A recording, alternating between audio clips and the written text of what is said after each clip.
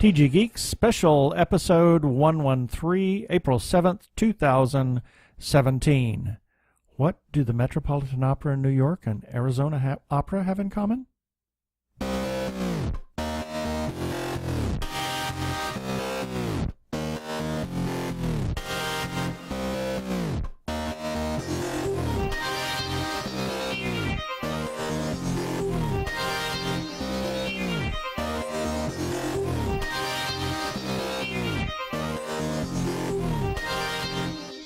Hello and welcome to a special webcast from tggeeks.com where Ben and Keith, the Two Gay Geeks, talk about all aspects of geekdom and nerdery, as well as other things. Sci-fi, comics, film, horror genre, you name it, we talk about it. And I am Keith Lane, and we're coming to you from TG Squared Studios in lovely, warm Phoenix, Arizona. Phoenix? Phoenix. Yeah, there you go. Yes, and I'm Ben Raggington coming to you from Phoenix, Arizona Opera. Yes. Did you see what I just did there? Yes, how about that? Yeah. Yeah. Well, we have, as we said, this is a special episode, and this special episode is only for a particular interview, and we're releasing it on the day that the first performance in Phoenix of Arizona Opera's production of Cinderella, or La Cenerentola, for, as you will hear, the opera files. Yes. So just beware that this was a roundtable discussion with Joe Spector, Alex Schrader, and Daniela Mack, as well as yours truly, and moi. Yes, and we used our portable recording device, so we didn't use microphones. So just beware the sound may. The audio is going to be a little bit different, but it's not bad. It's not too bad. It is not too bad. I thought it actually sounded pretty good. Yeah, and there were some times I had to kind of tweak the audio a little bit because we got a little boisterous, and I had to take it down just a bit. But we're going to play that interview for you right now.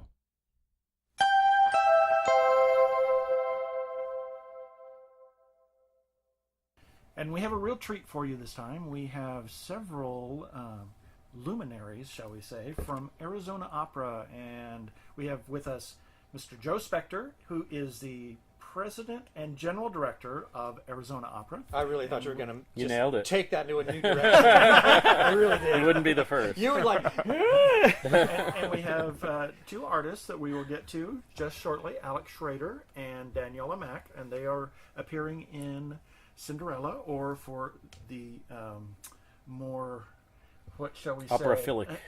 Yes, La Cenerentola. I was going to say erudite, but... Yes, more erudite, yes.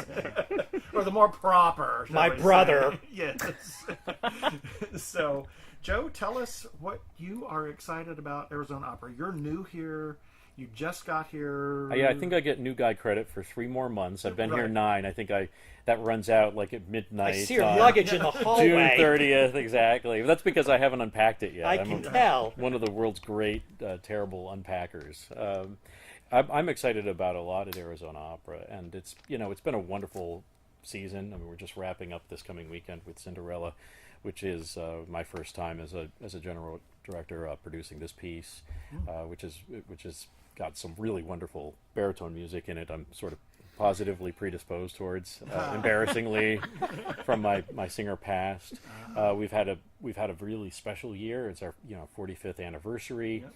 We started with a concert, Sapphire Celebration, featuring Federico von Stade, who's a huge idol to me as a singer growing up. That was a phenomenal concert. It really was. That was fabulous. It really was. And then Dvorak's Rusalka, which is just a hypnotic and mesmerizing tale, and so to speak. And then Madame Butterfly, and those, having been raised on big traditional operas as a singer, I never get tired of those hits.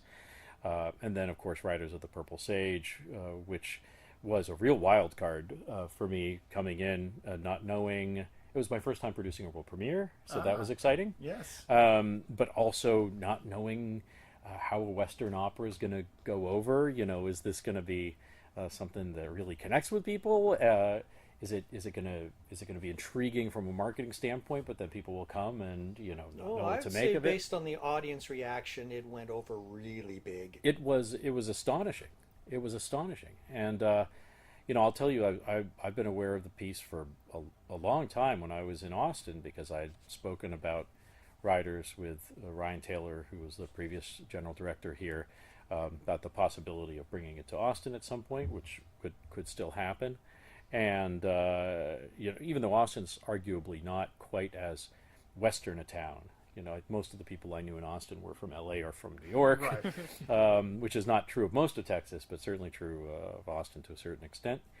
But it was amazing. It was amazing. The resonance, the beauty of the piece itself, I think you have to comment on. And the big wall that you had back there. The production The video values wall. on that were Yeah, that was amazing. They had this crazy Incredible. video wall. Did you hear about I this? heard about it. Yeah. It was absolutely spectacular. Yeah, we've entertained ideas of watching Final Four on that in future seasons. Can you imagine? We rent out the Orpheum and just. Hercules versus the Vampires. We are not going to use that for Oh, Hercules, really? and, Okay. and particularly because I think the idea of Hercules is to capture that sort of 60s cinema quality. So we want a real screen there. Yeah. But that's an artistic decision right. rather than. Oh well, because the film is it's Schlock! it's horrible. Listen, It's trash! here what we want people to know is that opera can be a lot of different things. Yes, It can be a lot And of this is- fun in This weird is going to ways. make it fun. So. Yeah, and I think one of the really probably the most exciting thing, and maybe the biggest reason that I came to this company, was because I really felt as though from every level of the organization, it was a company that was willing to look at opera in a creative way. And you have to retain something. There has to be some line that connects all different kinds of operatic work. For me, that's the way The Voice is produced. For me, some people have said, "Oh, Hamilton's an opera," and I think that would be really great on my P&L, but I don't think it's an opera. And I love Hamilton, but I don't think it's an opera. For me, the defining characteristic of opera is the human voice produced that way, and that is so special. But outside of that, I think that you can be really, really creative, and I think that the fact that this company is willing to look at opera in that kind of creative way just opens so many opportunities. I think that in general, in our industry, we do not go far enough in terms of really connecting with people and coming to them where they are. And I think there can be a sense of play, and it would be almost impossible for us to go too far on that note, so to speak. I think we really, and that doesn't mean it's bread and circus, and we want there to be our artistic quality, but it doesn't mean we can't play as well. And honestly, a piece like Cinderella, that's frothy. It's meringue. It is. For me it is. It You is. guys have to do all the I work. mean, we are working. It's one of our favorites. No, let me be clear. Love The that. singers have to work harder in Cenerentola than almost Oh any my other God. piece in the rep. But for the audience, it's just a cakewalk. I mean, we love it. If Wagner wrote an opera with as many notes as these guys sing, it would be longer than Meistersinger. Well, I was gonna say, easily. it'd be the longest opera on the planet. Yeah, it's it just- would exceed the entire ring cycle. Yeah, I mean, is there such thing as a 256th note? Well, let's check the score of Cenerentola. It would be there. Wagner would invent it. Yeah. Anyway, so we've got a lot of exciting plans coming up, not just this year, but looking beyond, and we're gonna really be pushing the envelope in some exciting ways. Oh, very excited about next season. Thank you. Yeah. Very excited. The idea for next season, and really what I think you'll see for the foreseeable future, is the idea that with every single offer we put on the stage, we're trying to help engage the people who have been with us a long time, who took us to the dance, as ambassadors for the art form. To say, okay, with a piece like Hercules versus Vampires, think of that person that loves camp and kitsch or film, Mystery Science Theater 3000, and say, hey, listen, you've never been to an opera before, but think about this. Or in the case of, the beloved operas like Tosca or Barbara Seville, those are always opportunities to open, or Carmen. We just did that last year, but if you're asking, you are running a podcast here, so I have to say yes by general director law. Or Carmen. Those pieces, sometimes we think of them as the war horses, but that's really not right. Those pieces always open the door to our art form for people. And I know that. And we've talked about that before. and then I made the comment that if I never saw Carmen again, it would be too soon. Well, we had a bad Carmen experience a number of years ago. Present company excluded. Well, sure, a number of years. Yeah, ago. we had a really bad experience last year. It was just Not naming any names, but No. He's pointing at me, guys. they rhyme with Maniela Dak.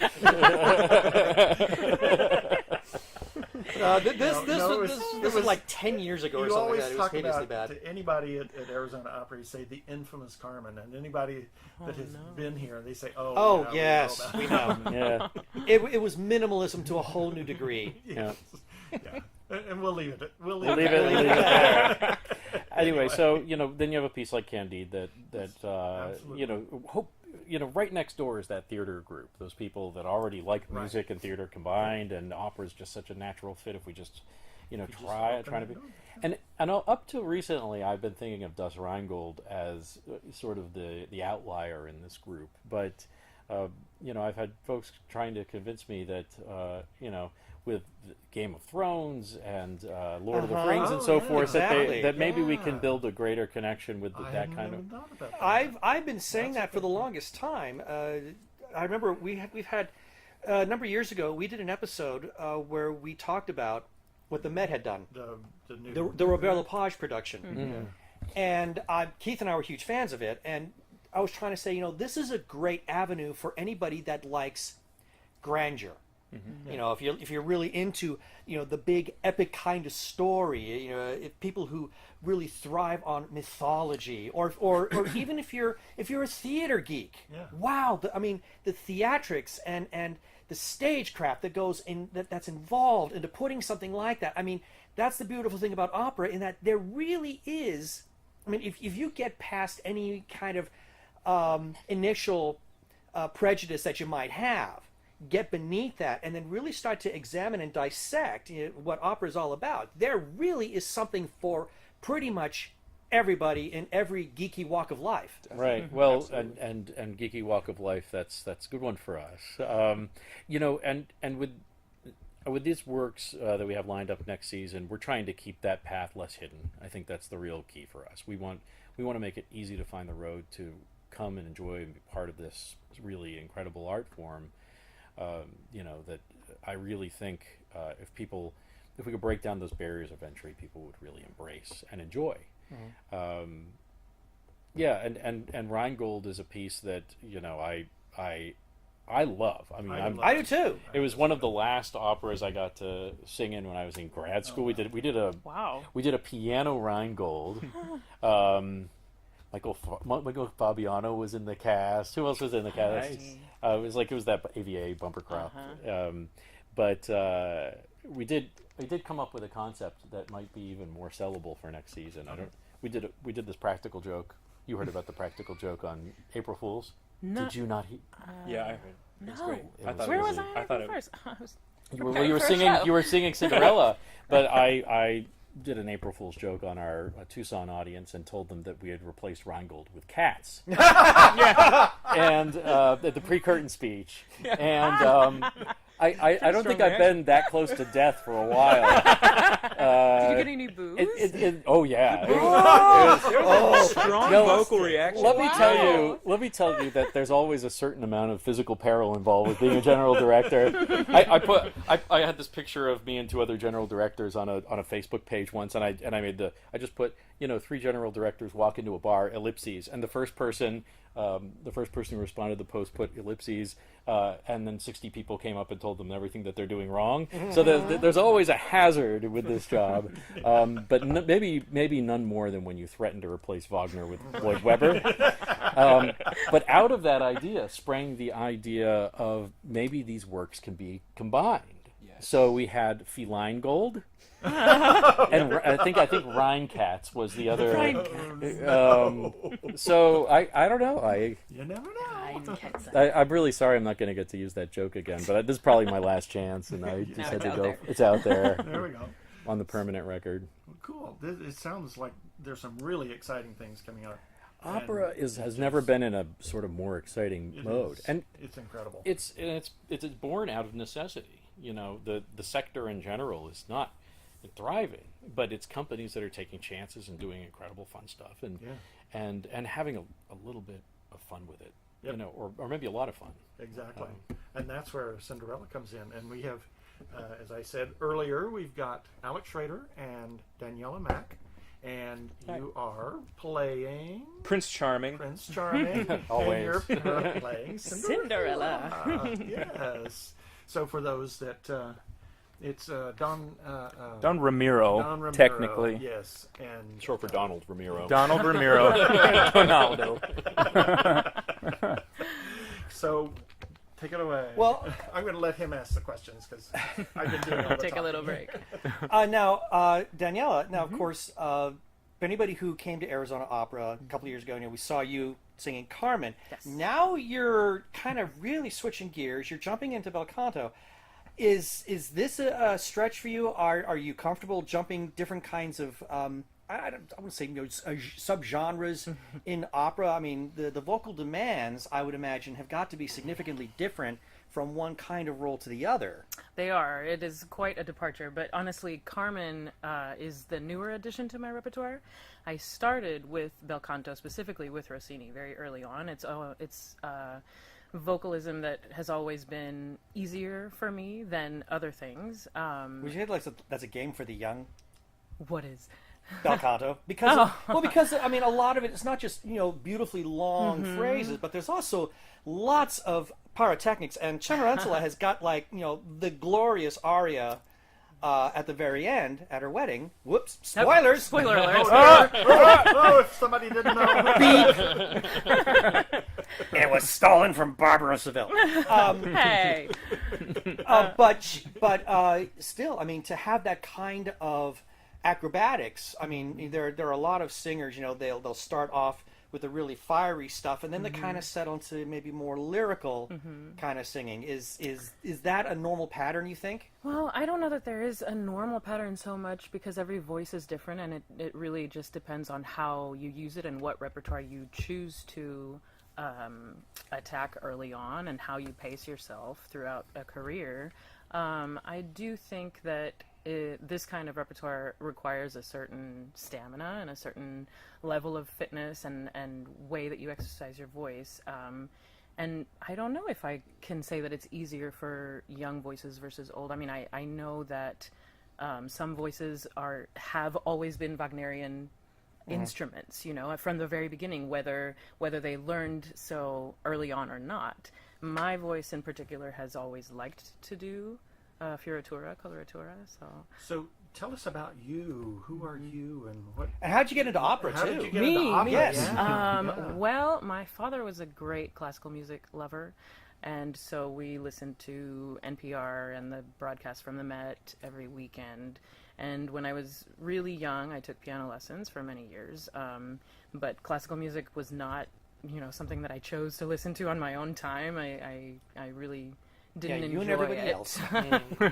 Well, there are exceptions, but I was that geek. you were. See, you have one right here. But I started voice lessons with my piano teacher actually when I was about 13. He would bring in, at the end of our lessons, we would do show tunes, which is what I started with, and some Spanish ballads. And then he said, you know what, if you really like to sing, you should get an actual teacher. And I did that at 15, and I've never looked back. From then on, I always knew that I wanted to be a performer. And you were in the Marolo program? I at was. San Francisco Opera? That's actually how I met this one right here. We were going to ask that. Yeah. So have you sung in Santa Fe? I have. Yes, Oh, I we do. love Santa Fe Opera. Yeah, who Well, I doesn't also love love Santa. Well, I love and Mexico anyway. I'm a child of San Francisco, so Are you really? Yeah, I haven't Yeah. been to San Francisco Opera a number of times, so it's nice to know that you came from there. So that's how you two met. So for anybody who doesn't know, you two, you're married. In real Yeah. life. Real life. So you get to redo your vows every do. performance. And funnily yeah. enough, I don't cry typically. not as much as you did at our wedding. And in real life, yeah. I hope that's true. I cried like a baby. Oh my! I did. I have the video to prove it. Oh, I sobbed That at makes me feel mine. better. Oh, I was bawling at our wedding. I could barely get through the vows. Your My voice kept started getting getting higher and higher until like the end of the video. It's just like Oh, God. it's like weeping. Only dogs can hear you. Wow, that's like a triple high C. Right? Man. So, Alec, tell us about you. We know that you, obviously, I was looking today and I thought, oh my, that was 2007. 2007. Was it? We weren't even in our house yet. And I thought, oh yeah, we watched that in our apartment. Yeah, my mother had actually, she had the DVD and she says, you have to see this. There is this singer. You will love him. Michael Fabiano.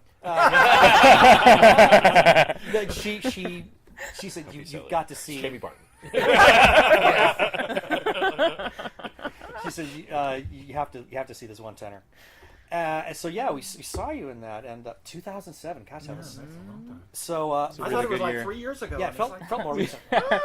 So how did you get started into this whole musical insanity? It's a family business for me. Both of my parents are former singers, and they actually met at Così fan tutte, but it's okay. My mom's a soprano, and my dad is a tenor, And then they swapped at the end. No. then yeah, they're like that was an interesting experience. when you But haven't it was Fuzzy connected anyway. it was the Oberlin Summer Theater. I don't know if you know anything about Oberlin, but it's an interesting time, interesting place to be, and so that's how they met.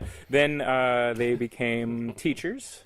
And I didn't want anything to do with opera at all, and like whatsoever, because I was, going to do my own path. I was going to be rebellious and whatever, have a rock band. Yeah. That was my rebellion. That's You were gonna be a math a shared teacher. thing for us. Right. So we should get the band. We should get the band join together. our Let's have a do mega it. group and. Let's do it. What was your band's name?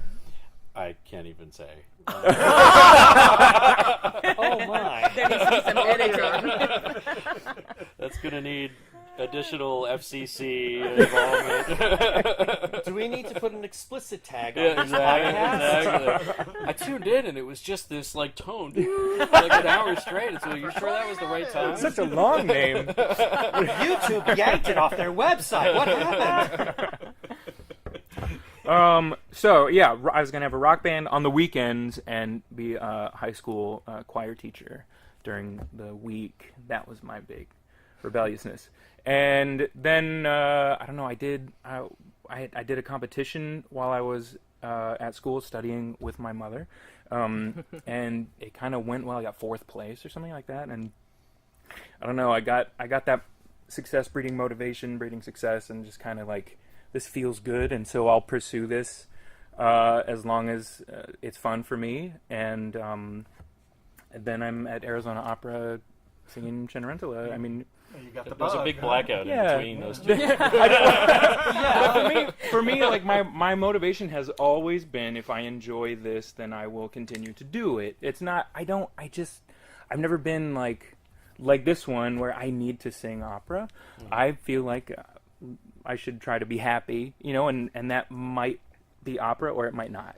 Does that have an effect on the material that you sing? Yes and no. I've turned down a few things that I felt I would not do justice to. But really, no. I mean, there are some things that are inappropriate for my voice. I do not have a heavy voice, and Anybody who can sing La Fille de Regiment. I mean, You're singing Mes Amis. That's not a heavy voice. no, exactly. So there are things that I think people might have a misconception of what I can do to their satisfaction, and so it's better for everybody if I just sort of say no before I get into a situation. And that is a discipline that not that many singers Right. have. I mean, a lot of sing singers something and, have crashed on the rocky shores of going too big. And Yeah, I mean, I crash on other shores, but going too big is something. I mean, the last thing I want to do is disappoint anyone, because that's not fun for them. It's not fun for me. And so, in the spirit of having fun, I only want to do things that I think I can do well and that I think will be enjoyable therefore, for everyone involved. Well, I admit, I've only seen you in two things. Mm-hmm. One was, of course, the competition, Mm-hmm. and then I saw you in Merry Widow.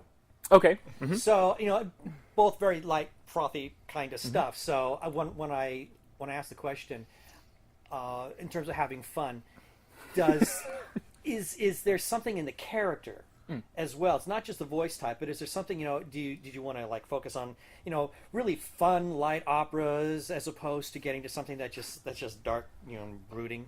No, well, for me, the whole experience of acting is almost more appealing than singing. Becoming this character and interacting in the world that we create is what I find the most sort of creatively rewarding. That's my sort of outlet. It happens to be vocal acting, but I've done sort of dark and gloomy things. I've done Tom Rockwell before. I've been in some interesting Handel productions that are not necessarily light and fluffy. Not the Messiah. And it's just becoming a different person, whether it's comic or dramatic, is equally interesting to me. And that brings up something that he was asking, that we were talking the other day, that if we were able to get this interview, if you've sung a certain role so many times, how do you approach it each time How do you find it you sing it? Yeah, how do you keep keep it it fresh interesting? for you and Sure. fun and interesting? And that's for either both one of you. Yeah. What kind of kind of approach do you like to have in order to keep it something that's kind of exciting and new? Well, I mean, a lot of it depends on the concept, the director's ideas, and what base they give us. For me, with this role in particular, so the last time I sang it was, I believe, 5 years ago. And before that, I had done it numerous times in a row. But this 5-year gap has changed a lot in my throat, and I've had a baby, so a lot of things about the way that I sing have changed, and so that in itself has kept me on my toes this entire process. And because the voice is a breathing, living, ever-evolving instrument, that that's always going to happen. And so learning to sing something that is familiar but carries some habits with it is inherently, it keeps it interesting for me. It's your body keeps changing, and so you have muscle memory that is sometimes helpful, is sometimes counterproductive. Right. Yes. And that's just the nature of the beast. Like you have to sort of rediscover how to do this thing that used to be really easy, or maybe change the placement of the voice depending on your exactly. how long it's been. Exactly. So I guess the one last thing that I was really kind of curious about is since the two of you are married, do you perform in operas together frequently, and are there certain operas that really benefit the both of you as a couple? We don't actually market ourselves as a package deal. We're at the same agency, but we have different agents, and we do really, really like to sing together, but So this is like a happy kind of little. yeah. Well, I think companies think it's cute. I don't know. I think Just like There's you. a different angle. it's not always been for singing couples in general. It's not always been successful. Well, we generally, I think we work well together as I well, think and we not do everybody. too, yeah. I think a big part of that is that we try to leave it at the door when we go home. Definitely, which is a very definitely. important. part And of it doesn't always. These guys do great, but it doesn't always work with couples because for the married couple thing to work on stage, there has to be still some plausible degree of romantic tension. Especially when you're singing Pagliacci together. Not quite that much tension. I wasn't thinking that much tension. I wasn't thinking like local news tension. I was just like trying to think. It can't feel like they're already together. Oh yeah, there she is. I wonder if breakfast They're is just ready. going through the motions now. She has to be able to say, "Yes, I think you're a monster." Oh, no, you're not. And the second part of that sentiment needs to feel earnest, and so that's to their credit. And the schmoopy vibe that sometimes gets lost if they know each other too well. But absolutely, what you're saying and ties into what you asked before. Opera is a team sport, and so finding something new in a production or in a role that you've done 20 times before really depends on the other pieces of the puzzle and your cast mates. So with her, like I know what jokes she's gonna do the punchline on. Like I can set her up, because we've worked together so much. Oh, I know that. And very well. she can set me up too, or I can throw her a curveball and have her improvise something that I know she'll be able to handle. You know what I mean? Right. Whereas working with people who've never worked before, you kind of take baby steps. You do all the traditional classic jokes everybody knows. Oh, there's a banana peel. Someone's gonna slip on a banana peel. Stuff like that. Or if you have that pre-existing relationship, you can really grow. There's no limit. The more you work with somebody, the better, the more detailed you can get. That's cool. Nice. Well, we don't want to take any more of your time, so let me just ask this final question. Joe, if people want to know more about Arizona Opera, how can they do it? Is there a website? Is there social media that they can follow? Absolutely, yeah. They can come to our website at www.azopera.org. We're also on Facebook, Arizona Opera. We're on Twitter. Are we on Snapchat? We're on Snapchat. Oh my! Anything else I should mention? For all the Instagram. We're all over it. Katie Quick, our wonderful marketing manager, keeps all that up, and we're pretty active in social media. And so for the two of you, I mean, if anybody wants to know about where your careers are headed, or future operas that you're going to be singing, do either of you have social media? We do. That you wish to share. That you're okay to talk about. Sure. Yes, we both have fan pages on Facebook. Yours I is a little out of date, I haven't but kept up with that. I'm on Twitter. Yes, Twitter. It's just very active my on name, Twitter. one word, Twitter handle. So for anybody who wants to know how's that spelled, ALEKSHRADER. oh my! is it bad that when you asked that question, I was thinking TWITTER? It's like you really should know this if you're going to ask that question.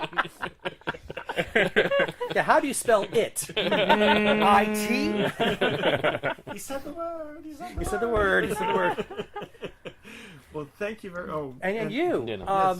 just social media presence. for yeah, I anybody to follow? do. I have Facebook, I have Twitter, I have Instagram, and a website, a good old-fashioned website, And daniellamac.com. what would that be like on Twitter or Instagram? Well, how would they find you? Twitter, is it DCECIMA? Yes. Yes. Dear Lord. I know. E-I-E-I-O. Disasima. DCECIMA, yes. But Wow. if you search my name, you will find me Okay. there. And there's a really fun little video that Daniela posted on her fan page on We saw Facebook that the other day. with Alex. Oh, I it was was being wonderful. If you want to just get a sense of the real back behind the stage life of opera singers. We're trying to get funding for a sequel. Yeah, exactly. We'll stuff Is that. that one pizza or two pizzas for that funding? Is that on YouTube? Or It's is it not just on YouTube. It's on just my embedded in Facebook, your- and okay. also another one of our cast members, Andrew Owens. I think he has it on his We'll see if we Facebook can- as well. Well, we'll see if we Post can. that And in on the Arizona's. article. We'll see if we can Yes. download that, and then we'll see if I can embed Thank that. you very much. Cool. Thank Thank you you. guys. Talking We love with being us today. here. Thank Pleasure. you. So It was a joy. Bye-bye. Thank you very much. Have fun at Comic-Con. Hi, I'm Daniela Mack. I am a mezzo-soprano singing Cinderella at Arizona Opera, and you are listening to the Two Gay Geeks. Well, that was such a fun interview. It really was. That- it was delightful. It was wow. I mean, it really was a huge wow. Yeah. I remember on the way home, you and I were just like so geeking out. We in were such a big geeking way. out about it, yeah. And it was just something that I thought was kind of amusing as I looked back on it. Now, I was really wanting this interview I like the idea of Alec and Daniela. I mean, there's this married it couple. was I thought great, it was, yeah. was really. I thought that was an interesting idea, and I thought there was a lot of areas that we could discuss, which we did. But even before I was aware of Daniela, I've been a fan of Alex ever since we saw him at Yes. the Metropolitan Opera's their competition Yep. back in 2007. Exactly. And so I was really excited the idea of being able to interview this amazing singer. Oh, absolutely. I mean, and when I'm not joking. When I say amazing because he actually won the competition in 2007. That's how good he is. yes. And when he walked into the room, I had like maybe half a second of fanboyish response. Yeah. But then it was like I'm just talking to another guy. They were both incredibly nice, and Joe is just really. Well, Joe he's is down to just earth. fun. Yeah, he's just a lot of fun. He's just such a great guy, a lot of fun, and all three of them were. Yeah, it was a great discussion with all three of them, and it was kind of interesting because we also learned from Alec that he's a big geek and nerd, and maybe we'll have him on the show at another time to talk about comic books or because superheroes. He was hoping hoping that we'd have the time to actually kind of divert into those other areas, but they're getting ready to perform an opera. Yep. They had things to do. I mean, it was. We have to really be thankful to them and the marketing manager for carving out 30 minutes of their busy time, so they could sit with us and talk. Yeah. So I mean, obviously, we couldn't go into all the areas we wanted to, but it was fun nonetheless. Right. And that was we did that Tuesday, and we're releasing this on Friday. If you have any comments about our show, about the interview, please feel free to do that. You can look us up on Facebook and TG Squared Studios or TG Geeks Webcast. You can also leave comments on our website or our YouTube episodes or at tggeeks.com. And you could receive a shout out on a future episode. You can also leave a voice message through Facebook, or you can call our listener line at 469-TG Geeks. That is 469-844-3357. Hi, I'm Alex Schrader, and I'm singing the role of Don Ramiro, a.k.a. Prince Charming, in Rossini's La Cenerentola, a.k.a. Cinderella, at Arizona Opera, and you are listening to the Two Gay Geeks. As usual, we have some follow-up items. Yes. Just a few this time. We're not doing a full-blown episode. Just want to remind you that we are supporters of independent creators, whether it's comic books, filmmakers, artists, singers, writers, etc. Mm-hmm. We found that there's a tremendous amount of talent that doesn't get a big money or fame. So if you hear about somebody doing a crowdfunding campaign for something that they are creating, please consider supporting it. You can usually do it for as little as $1. You never know, you might be part of something big, and you could say you helped, and I helped. Please consider supporting independent creators. Also, OperaCon by Arizona Opera coming in October 2017. Several special events are planned prior to the performance of Hercules versus the Vampires. Stay tuned for more.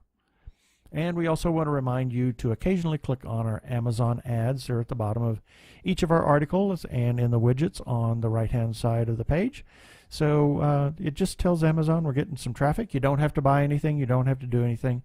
But click on our ads. That would be helpful. Thank you for your consideration. And lastly, please rate us on iTunes, because when you rate us on iTunes, it makes our name kind of rise a little closer to the surface anytime someone's doing a search on podcasts, geeks, things like that. We kind of become a bit more visible. So, hey, rate us on iTunes, please. Yep. Thank you.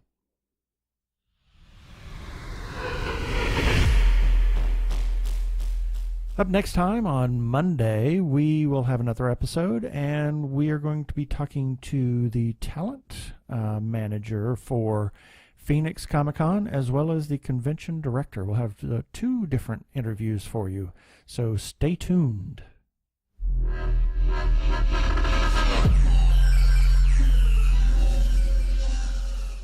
Okay, that should do it for this episode of TG Geeks Webcast. Be sure to check out the article for this webcast episode. We have several links on the page for things that, are we going to have several? I don't know. We might. Who knows? There might be a link or two for Arizona Opera, but that'd be about it. And remember, you can comment on our Facebook page or our website, tggeeks.com, or you can leave us a voicemail at 469-TG-Geeks. That is 469-844-3357. From TG Squared Studios, I am Keith Lane. Thanks for listening. I bid you peace. Cheers!